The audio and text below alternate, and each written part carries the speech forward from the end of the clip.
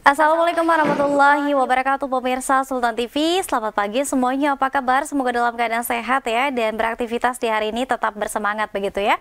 Kembali kita menjumpai Anda tentunya dan menemani pagi hari Anda dalam Talk Show Bincang hari ini di edisi Rabu 16 November 2022 ya, jam 9 waktu Indonesia Barat, namun sekarang jam 10 waktu Indonesia Tengah. Dan pemirsa, di hari ini kita akan membahas tema kita yang sangat menarik ya, terkait dengan presidensi G20 atau KTT G20 yang saat ini masih berlangsung di Bali 15 sampai dengan 16 November 2022. Kita ingatkan kembali ya untuk Anda yang belum memfollow media sosial kita di Instagram kita di @sultantv.co dan juga @beritasultantv, Facebook kita di @kreatifsultan, dan juga YouTube streaming kita di Sultan TV. Senang sekali pemirsa, kita telah terhubung dengan narasumber kita, Bli Dr. Igede Sutarya SST Par MAG selaku akademisi dan juga pengamat pariwisata Bali. Selamat pagi Bli. Selamat pagi Dea. Sehat Selamat Bli? pagi.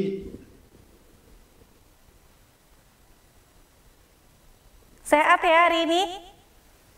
Iya, sehat-sehat. Sehat Sehat, selalu, sehat selalu. alhamdulillah. Bli sedang ada di mana nih? Di rumah atau sudah menuju kantor?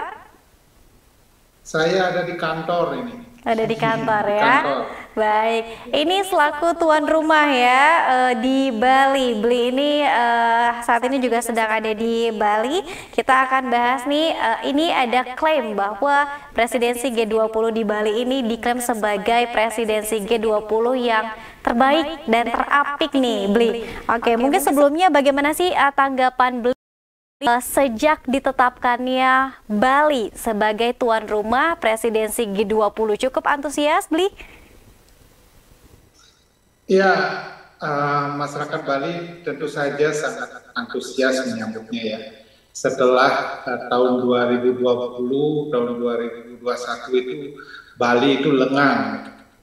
Jadi tidak ada turis datang ke Bali, tidak ada wisatawan datang ke Bali. Lengang sekali. Kemudian tahun 2022 orang Bali itu mendapatkan harapan bahwa G20 akan dilaksanakan di Bali. Dan tentu ini melalui sebuah pertemuan-pertemuan sebelumnya ya, ada pertemuan bisnisnya, ada pertemuan religionnya, dan pertemuan-pertemuan lain itu yang sampai saat ini sampai ke puncaknya ini.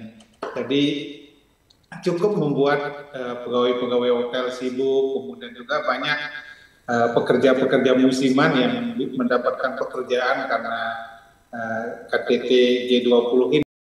Dan tentunya ini adalah harapan bagi masyarakat Bali tentunya, karena dia berharap dari pariwisata nanti dengan ini diharapkan akan muncul citra Bali ya, citra Bali yang aman gitu ya, yang ramah tamah, dan kemudian yang siap dengan segala fasilitasnya menerima kedatangan wisatawan. Nah, kira-kira begitu yang saya lihat di tengah-tengah kehidupan masyarakat. Mereka sangat antusias menyambutnya, walaupun memang beberapa akhir-akhir ini jalan-jalan banyak ditutup gitu ya, karena banyak kepala negara yang melintas gitu. Sehingga harus dirapikan sementara itu lalu lintas di sekitar Nusa Dua itu, menuju Nusa Dua. Demikian dia. Baik, Beli, mungkin ada juga tadi pegawai musiman ya yang kemudian ikut serta antusias dalam presidensi G20.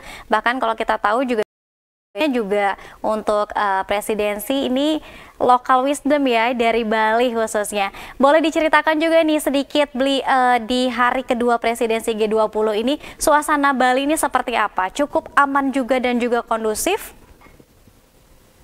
Ya, Bali tentu saja cukup aman ya, dan kita melihat dari kesiapan dari aparat keamanan juga untuk mengamankan KTT G20 ini dengan tentu saja dengan tidak terlalu menjolok ya, karena tentu saja pengamanan di bidang pariwisata yang seperti ini ya tidak boleh terlalu menjolok.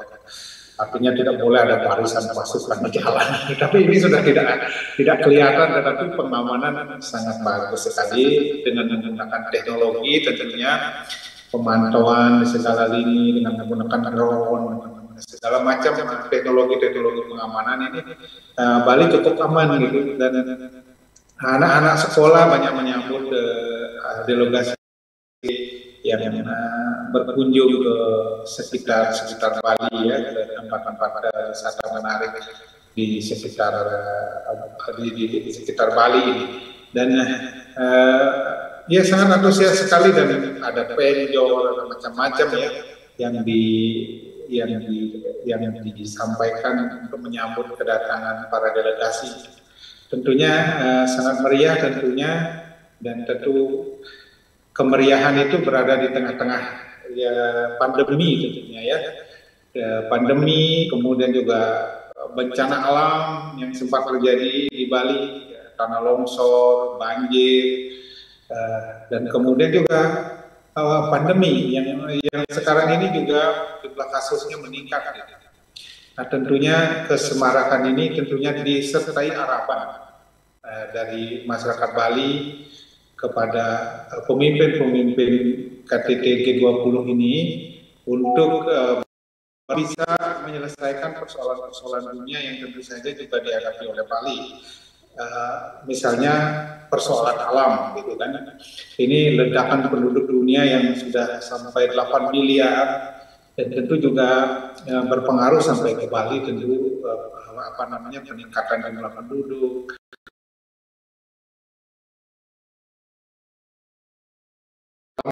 Ini banyak kerusakan sehingga terjadi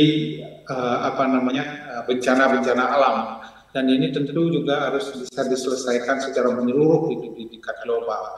Dan kemudian yang kedua itu adalah masalah pandemi ya. Pandemi ini cukup menguras waktu kita, menyita waktu kita, dan juga banyak merugikan kita dari segi ekonomi. Ini mohon bisa segera dicarikan penyelesaiannya di pada forum internasional ini, sehingga masyarakat akan berbagai usahanya. Dan kemudian yang ketiga itu masalah kemanusiaan, bahwa bagaimana perang ya, kemudian juga masalah-masalah kemanusiaan lainnya, human trafficking, kemudian juga masalah-masalah persekusi atas nama agama, atas nama etnis, atas nama berbagai hal di dunia ini ya, itu harus segera bisa diselesaikan, dan mulai masyarakat dunia itu mulai membangun dialog ya, seperti yang diselenggarakan di Nusa Dua ini, bahwa kita mulai membangun dialog itu. Stop segala kekerasan ya, kekerasan terhadap manusia dan juga kekerasan terhadap alam gitu ya, sehingga tidak menimbulkan berbagai penyakit-penyakit kemanusiaan dan juga penyakit-penyakit alam yang menyebabkan kita mengalami bencana. Kira-kira demikian ya. Beli, dan kalau kita lihat pariwisata Bali tentunya tidak hanya memiliki keindahan alam yang sangat eksotis tadi, ini pesan dari Beli juga ini harus dijaga alamnya, dan juga ada pesan kebudayaan juga yang disampaikan oleh masyarakat Bali khususnya pada presidensi G20 ini di mata dunia ya, Beli ya. Baik, kalau boleh diceritakan juga Beli, bagaimana dukungan dari Dinas Pariwisata setempat misalnya, atau misalnya Dinas UMKM yang ada di Bali untuk kemudian juga mendukung penyuksesan presidensi G20 saat ini? Ya, mereka sangat antusias sekali tentunya ya, apalagi Dinas Pariwisata sangat antusias sekali, karena ini kan momen yang sangat besar untuk memperkenalkan Bali pada masyarakat dunia, terutama dari sisi keamanan dan kenyamanannya. Ya, ini harus didukung ya, dan juga memberikan citra bahwa Bali itu juga bersih, higienis gitu ya, sehingga melawan isu-isu penyebaran pandemi gitu ya. Jadi Bali itu bersih, lingkungannya baik, kemudian juga higienis, makanannya juga higienis, semuanya juga higienis, sehingga layak untuk menjadi destinasi wisata dunia. Dan ini tentu sangat dipersiapkan oleh Dinas Pariwisata. dan juga oleh pelaku-pelaku pariwisata yang sudah tentu memang sangat siap betul Bali ini karena sudah lama itu sudah menangani beberapa event-event internasional, termasuk KTT-KTT yang lainnya itu di tahun-tahun lalu itu sudah dapat ditangani karena mereka adalah tenaga-tenaga yang profesional ya. Pariwisata Bali itu track recordnya cukup panjang ya. Jadi mulai tahun 1980-an itu hotel di Nusa Dua mulai dibangun, dan semuanya itu adalah hotel-hotel yang berjaringan internasional yang sudah tentu memiliki standar-standar dunia bagaimana menyambut tamu, pelayanan kamar, makanan dan sebagainya, semuanya adalah mengikuti standar-standar dunia. Sehingga memang Bali itu paling siap lah untuk lulusan-lulusan event-event internasional ini, dan juga ketersediaan kamar, kemudian juga standar kamarnya itu memang sangat memenuhi syarat Bali itu. Cuma kan yang menjadi masalah Bali itu adalah pandemi gitu ya, kemudian juga persoalan lingkungan yang mengancam itu. Nah ini harus bisa segera diselesaikan, dan kemudian lewat KTT ini ya, kita memberikan citra yang baik. Dan kemudian masalah berikutnya adalah bagaimana ini mencair, menguntungkan masyarakat lokal secara lebih merata. Jadi kalau sekarang kan hanya sebagian saja yang mendapatkan kecipratan kue dari KTT ini atau dari pariwisata pada umumnya. Nah, kedepannya bagaimana ini membuat pariwisata ini bisa dinikmati secara lebih merata oleh masyarakat Bali, dan kemudian pariwisata itu menjadi media untuk mengentaskan berbagai persoalan-persoalan kemiskinan dan lain sebagainya, persoalan-persoalan kemanusiaan yang ada di Bali. Mudah-mudahan itu dapat kita lakukan sehingga memang pariwisata itu bisa mendorong perbaikan kualitas hidup masyarakat Bali ya. Jadi kualitas hidup masyarakat Bali itu meningkat karena pariwisata itu tidak hanya dari segi ekonominya tentunya, tetapi juga keterlibatan masyarakat lokal terjaga dengan baik. Ya. Jadi harus ada dana-dana khusus ini dari pemerintah dan juga dari pariwisata untuk menjaga lingkungan Bali tetap baik.